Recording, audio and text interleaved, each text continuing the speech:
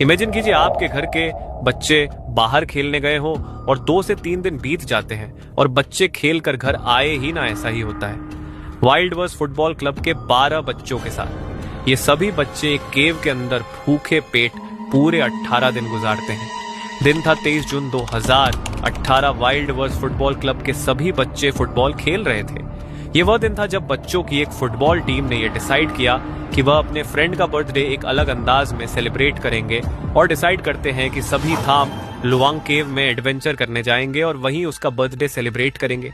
ये केव थाईलैंड के पोंगपा विलेज में लोकेटेड है, जो कि 10 किलोमीटर से भी ज्यादा तक फैली हुई है और 85 मीटर तक गहरी है, जो कि बड़े बड़े लाइमस्टोन के पहाड़ों के अंदर है। इसके अंदर जाना काफी एडवेंचर भरा हो सकता है, लेकिन उतना ही खतरनाक भी। बच्चे ये डिसाइड करते हैं कि इस प्लान के बारे में कोई भी अपने घर पर किसी को नहीं बताएगा, और यही उनकी लाइफ की सबसे बड़ी गलती थी, क्योंकि इन बच्चों के साथ अब जो होने वाला था वह उन्होंने कभी सोचा भी नहीं होगा।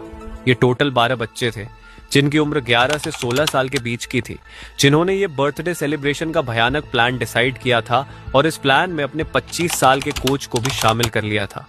फिर वो सब अपनी अपनी बाइसिकल पर बैठकर थाम लुवांग केव पर पहुंच गए और अपनी अपनी बाइसिकल्स और बैग्स को केव के बाहर रखकर केव को एक्सप्लोर करने के लिए चल दिए। ये सोचकर कि अभी बस थोड़ी देर की तो बात है। कोच के लिए ये कोई नई बात नहीं थी, क्योंकि वो इस केव में कहीं बार 8 किलोमीटर से भी ज्यादा तक अंदर जाकर केव की एक वॉल पर अपने नए फुटबॉल टीम के प्लेयर्स का नाम वॉल पर लिखते थे। तो इन्होंने यही सोचा कि वहां जाकर ही इसका बर्थडे सेलिब्रेट किया जाए। उनके पास बस टॉर्च थी और कुछ नहीं, क्योंकि इन्होंने सोचा कि बस 1 घंटे के अंदर अंदर हम सब बर्थडे सेलिब्रेट करके बाहर आ जाएंगे। लेकिन बाहर मौसम खराब होने लग गया, बारिश आना शुरू हो गई थी। लेकिन उन बच्चों को इस बात का जरा सा भी अंदाजा नहीं था, क्योंकि वह रात को केव के बहुत अंदर तक चले गए थे, जिससे बाहर क्या हो रहा है उनको कोई खबर नहीं थी। काफी समय बीत गया था और बच्चों के पेरेंट्स भी अब चिंता में आ गए थे कि आखिर इतना लेट हो गया और बच्चे अभी तक फुटबॉल खेलकर घर नहीं लौटे। बच्चे केव के अंदर थे तो उनके फोन्स में सिग्नल्स भी नहीं आ पा रहे थे, जिसके चलते पेरेंट्स उनसे कम्युनिकेट भी नहीं कर पा रहे थे और उनको कोई अंदाजा नहीं था कि उनके बच्चे कहां पर हैं। लेकिन जब उन्होंने फुटबॉल क्लब में पूछा तो उन सबको यह पता चला कि उनके बच्चे थाम लुवांग केव में एडवेंचर करने के लिए गए हैं, जिसे सुन के वो सब बहुत घबरा गए। जब सारे पेरेंट्स केव पर पहुंचे तो उन्होंने पाया कि बच्चों के बैग्स और बाइसिकल केव के बाहर पड़ी थी, जिसका सीधा सा मतलब यही था कि बच्चे अभी भी केव के अंदर हैं। और ये देखकर वह डर गए। लेकिन जब उन्होंने केव को देखा तो उन्होंने पाया कि बारिश के कारण केव में जोर से पानी भरते जा रहा था और केव पानी से भर गई थी, जो कि बहुत ही चिंता की बात थी, क्योंकि जुलाई में जब मानसून आता है तब ये केव पूरा पानी से भर जाता है, जिससे हर साल बहुत सारे लोग यहाँ पर मर जाते हैं। और पेरेंट्स को डर था कि उनके बच्चों के साथ ऐसा कोई हादसा उनके साथ। बात इतनी बड़ी हो गई थी कि रेस्क्यू टीम भी वहां पर पहुंच गई थी। रेस्क्यू टीम जब केव में गई तो उन्होंने देखा कि हर तरफ पानी ही पानी भरता जा रहा है, जिसकी वजह से अंदर घुटन हो रही थी, जिससे उनको सांस लेने में भी काफी तकलीफ हो रही थी। रात के करीब 1 बज चुके थे और केव में पानी अभी भी पहाड़ों से होता हुआ उसके अंदर भरता ही चला जा रहा था। और फिर रेस्क्यू टीम ने उन पेरेंट्स को एक दिल दहलाने वाली बात बताई कि हाँ, पानी केव की चट्टान तक जा टकराया है, जिसके आगे जाना पॉसिबल नहीं है, क्योंकि उनके पास पूरे इक्विपमेंट नहीं थे उसको पर करने के लिए। तो उन रेस्क्यू टीम ने यह डिसाइड किया कि फिलहाल इस ऑपरेशन को यही रोकना होगा, यानी कि अगर वो बच्चे जिंदा है तो उन्हें यही रात बितानी पड़ेगी। रेस्क्यू टीम ने जब इस केव का मैप देखा तो उन्हें पता चला कि केव के कुछ पॉइंट कुछ ऐसे हैं जो कि बहुत ही ज्यादा डीप है, जहां पानी भरा होगा, लेकिन कुछ पॉइंट काफी ऊंचे हैं। तो शायद ऐसे किसी पॉइंट पे जहां पानी अभी तक नहीं भरा हो, वहां वह बच्चे जिंदा बैठे हो और अपनी मदद के लिए इंतजार कर रहे हो। अब तक पूरी रात इस केव में पानी भरता ही चला गया और जैसे ही सुबह हुई तो रेस्क्यू टीम ने सबसे पहले केव को खाली करने के लिए हैवी ड्यूटी पंप्स वहां पर लगा दिए, जिससे कुछ हद तक केव से पानी खत्म हो सके। उन्होंने सोचा कि इंसान बिना खाने के तो रह सकता है, लेकिन बिना पानी के नहीं। मगर ऐसे कहने को तो उनके पास पानी भरपूर मात्रा में था, लेकिन वो पानी पीने के काबिल नहीं था। तो उन बच्चों की कोच ने उन बच्चों को यह बताया कि जो पानी चट्टानों से सीधा टपक रहा है वो एकदम साफ पानी है जो कि पीने के लायक है। लेकिन बाहर रेस्क्यू टीम को यह डर था कि जहां वह बच्चे फंसे होंगे वहां ऑक्सीजन की कमी होगी, जिससे उन बच्चों को काफी तकलीफ सहनी पड़ेगी। रेस्क्यू टीम ने पाया कि इस केव के मैप में एक पॉइंट ऐसा था जहां उन बच्चों के होने का चांस बहुत ही ज्यादा था, और वो पॉइंट था पटाया बीच। लेकिन प्रॉब्लम यहां पर यह थी कि यह पॉइंट केव की एंट्रेंस से 4 किमी तक अंदर था। फिर उन रेस्क्यू टीम ने यह निर्णय लिया कि अब एक ही तरीका है उन बच्चों तक पहुंचने का, जो कि था कि प्रोफेशनल ड्राइवर्स को इसके अंदर भेजा जाए, जो कि ये डिस्टेंस ट्रेवल करके उन बच्चों के पास पहुंचेंगे।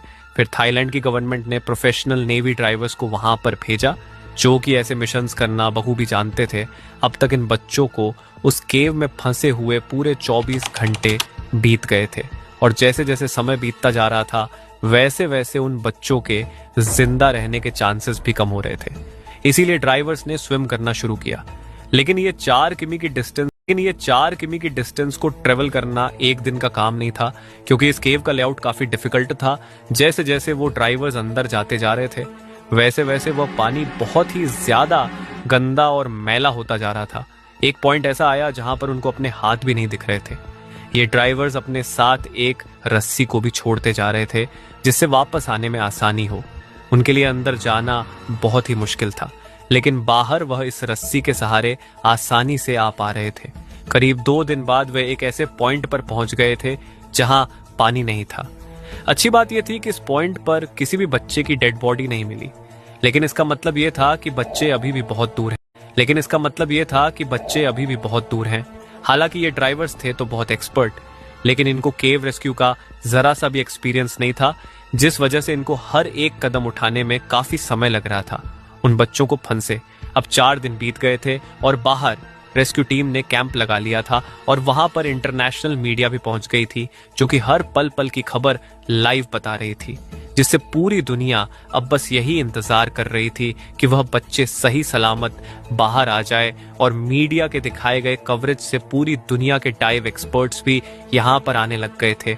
लेकिन अभी तक वो ड्राइवर्स ज्यादा आगे नहीं पहुंच पा रहे था कि केव रेस्क्यू एक्सपर्ट्स को बुलाया जाए।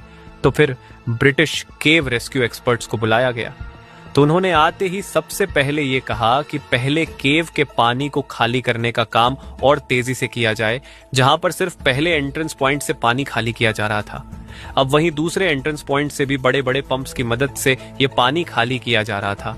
देखते ही देखते केव से पानी निकलने लगा, और केव के पहले 800 मीटर से पानी निकल चुका था। और ये वही पॉइंट था जहां पर ब्रिटिश रेस्क्यू टीम ने अपने कैंप्स लगा लिए, जिसे चैम्बर 3 का नाम दे दिया गया। बहुत सारे ऑक्सीजन सिलेंडर्स और बाकी इक्विपमेंट चैम्बर 3 तक लाए जा चुके थे। तो उनके पास ऑक्सीजन खत्म हो जाएगी, जिससे वह वापस नहीं आ पाएंगे। लेकिन उन डाइवर्स में से एक डाइवर्स ने हिम्मत दिखाई, और वह थोड़ा और आगे गया। 1000 फीट आगे जाने पर उसको एक ऐसा पॉइंट मिला जहां पर पानी नहीं था, और थोड़ा और आगे जाने के बाद उसने देखा कि सारे बच्चे पिछले 10 दिनों से इस पॉइंट पर बैठे थे। और जब उन बच्चों ने इस डाइवर को देखा तो उनकी खुशी का ठिकाना नहीं था। लेकिन सबसे चुनौती भरा काम यह था कि इन 13 बच्चों को वापस कैसे ले जाया जाए, क्योंकि इतने एक्सपर्ट डाइवर्स को भी 10 दिनों का समय लग गया इस पॉइंट पर पहुंचने में। तो वो इन कमजोर बच्चों को वापस एंट्री पॉइंट पर कैसे ले जाएं, क्योंकि इन बच्चों ने पिछले 10 दिनों था बस चट्टानों में से आने वाला पानी पीकर ये जैसे तैसे सरवाइव कर रहे थे। इसी वजह से उन बच्चों में काफी वीकनेस भी आ गई थी, और वह इस काबिल नहीं थे कि इतनी डिस्टेंस को वह ड्राइव करके पार कर सके। लेकिन जब इस खबर का पता बाहर बैठे पेरेंट्स को चला, तो मानो इनके लिए इतने दिनों का पल पल का डर उनके लिए गायब हो गया था। और मीडिया की मदद से यह खबर पूरी दुनिया में फैल चुकी थी कि 10 दिन से बच्चे बिना खाए अभी भी जिंदा इस केव में मौजूद हैं। लेकिन जो बाहर डाइवर्स बैठे थे उन्होंने बताया कि इन बच्चों को ढूंढना न इस मिशन का सबसे आसान काम था। सबसे मुश्किल हमारे लिए यह होगा कि इन बच्चों को सही सलामत बाहर कैसे लाया जाए। लेकिन इसी बीच उन बच्चों को सबसे पहले खाना दिया गया, और थाईलैंड के एक डॉक्टर को अंदर भेजा गया, जिन्होंने उन बच्चों की मरहम पट्टी की। इन बच्चों ने बताया कि जब इस केव में पानी भर रहा था तो जो भी वह खाना अपने साथ लेकर आए थे वह अफरा तफरी में कहीं गिर गया था, और उन्होंने बताया कि हमारे कोच भी हमें रोज मेडिटेशन करवाते थे, जिससे उन बच्चों में उल्टे सीधे ख्याल ना आ पाए, जिससे इनके दिमाग और शारीरिक स्तर पर कोई प्रभाव ना पड़े। डाइवर्स ने देखा कि बाहर के मुकाबले यहाँ केव में 15% कम ऑक्सीजन थी और उनका मानना था कि यह स्तर अगर 2% और कम हुआ तो इन बच्चों को एक एक करके अपनी जान से हाथ धोना पड़ जाएगा और ऐसा ना हो। इसीलिए उन्होंने जैसे तैसे करके एक एक ऑक्सीजन सिलेंडर को उस जगह पहुंचाया जहां वो बच्चे फंसे हुए थे। डाइवर्स एक एक करके सिलेंडर्स लेके आ रहे थे। इसी बीच एक हादसा हो गया जो कि किसी ने नहीं सोचा होगा। दरअसल रेस्क्यू ऑन ऑपरेशन के 14वें दिन रात 1 बजे एक डाइवर और ऑक्सीजन सिलेंडर बच्चों को देकर वापस चेंबर 3 की तरफ आ रहा था कि तभी उसने अपने आप को पानी में छोड़ दिया। ये देख उसके पीछे वाले डाइवर्स जब ये देखा तो वह उसे खींचकर चेंबर 3 तक ले आया, जहां ये देखा गया कि वो डाइवर सांस नहीं ले रहा था। तो तुरंत उसे एम्बुलेंस के जरिए हॉस्पिटल रवाना किया गया, जहां उसने अपना दम तोड़ दिया। इस डाइवर का नाम था समन गुणन और यह थाईलैंड नेवी का रेस्क्यू डाइवर था। सारे रेस्क्यू डाइवर में एक शौक की घड़ी आ गई थी और उन बच्चों के लिए ये एक बहुत ही दुख भरी बात थी कि अब वह इस केव को कैसे पार करेंगे। अब रेस्क्यू टीम को एक ऐसा प्लान चाहिए था जिससे ये बच्चे आसानी से बाहर आ जाए। पहले ये डिसाइड किया गया कि जहां बच्चे हैं वहीं ऊपर से ड्रिल करके उनको बाहर लाया जाए, लेकिन इसको करने में उनको 1 महीना भी लग सकता था। भले ही समय ज्यादा लगता लेकिन यहाँ पर प्रॉब्लम ये थी कि अगर एक भी छोटी बड़ी गलती हो गई तो ये केव ढह सकती है, जिससे वो बच्चे मर सकते हैं। फिर उन्होंने सोचा कि क्यों ना मानसून खत्म होने तक का इंतजार किया जाए, जिसको खत्म होने में अभी 2 महीने का समय था, जिससे पानी कम हो जाएगा और उन बच्चों को आसानी से बाहर भी लाया जा सकता है। लेकिन मानो प्रॉब्लम्स तो उनके सर पर चढ़ गई थी, क्योंकि उनको जब वेदर रिपोर्टर से यह पता चला कि अगले हफ्ते नॉर्थर्न थाईलैंड में एक भयानक तूफान आने वाला है, जिसका पता जब रेस्क्यू टीम को पड़ा तो मानो उनके होश ही उड़ गए, क्योंकि केव पहले से ही इतना पानी से भरा हुआ था और अगर और बारिश हुई तो यह केव पूरा पानी से भर जाएगी, जिसके बाद इन बच्चों को बचाना नामुमकिन हो जाएगा।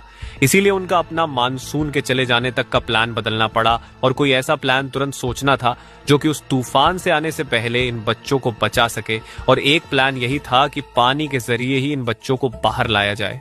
लेकिन अगर इन बच्चों को डाइव करवाया गया तो शायद वह इतनी दूरी तय करते करते डर गए तो दिक्कत आ जाएगी।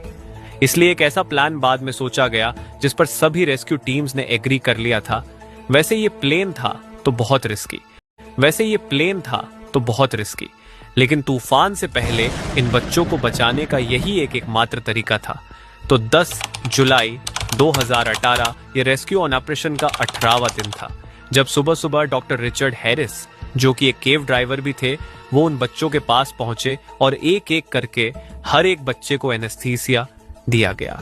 वैसे ये एनेस्थीसिया तो सर्जरी के दौरान दिया जाता है, जिससे पेशेंट को नींद आ जाए, लेकिन उनको बस उस अमाउंट का एनेस्थीसिया उन बच्चों को देना था जिससे उन बच्चों को नींद भी ना आए, लेकिन उनका दिमाग किसी भी खतरनाक या खौफ पर रिएक्ट ना करे। एनेस्थीसिया देने के उन लड़कों को एक फुल स्टेज मास्क पहनाया गया, जिसमें से पानी तो अंदर नहीं जा सकता था, लेकिन एक पाइप के जरिए उनके पास पर्याप्त ऑक्सीजन जा रही थी। अब इसके बाद एक रेस्क्यू डाइवर एक बच्चे को लेकर निकला। यह करीब 1 घंटे का सफर था, जो कि चेंबर 3 तक का था, और यह सफर आसान भी नहीं था, क्योंकि बीच में कोई जगह सिर्फ 2 फीट जितनी चौड़ी थी। पानी के अंदर ज्यादा कुछ नजर नहीं आ रहा था और बच्चों को एनेस्थीसिया दिया हुआ था, जिससे वह आधे नींद में थे और इन जगहों में ज्यादा रिएक्ट नहीं कर रहे थे। फिर आखिरकार 8 जुलाई को 4 डाइवर 4 बच्चों को केव से बाहर निकालने में सफल होते हैं, लेकिन अब भी 8 बच्चे केव में फंसे हुए थे। में फिर ऑक्सीजन सिलेंडर खत्म होने के कारण उन्हें 10 घंटों तक रिफिल करा गया और फाइनली 9 जुलाई को 4 बच्चों को बाहर निकाला गया और फिर 10 जुलाई को पूरे 18 दिन बाद बाकी बचे 4 बच्चे और कोच को निकाला गया। इस प्रकार यह डिफिकल्ट मिशन कंप्लीट हुआ, लेकिन बच्चों को बचाने के चक्कर में समानन गुणन ने अपनी जान दांव पर लगा दी थी, जिसके बाद इस केव के सामने उसका एक स्टेच्यू भी बनवाया गया। तो दोस्तों, ये थी थाई केव की रेस्क्यू कहानी। ऐसे ही कॉलेज के 10 दोस्त केव में जाते और केव में पानी भरने लग जाता है। इस इंसिडेंट को देखने के लिए ऊपर क्लिक करें और वीडियो अच्छा लगा हो तो सब्सक्राइब जरूर कीजिएगा। Thank you.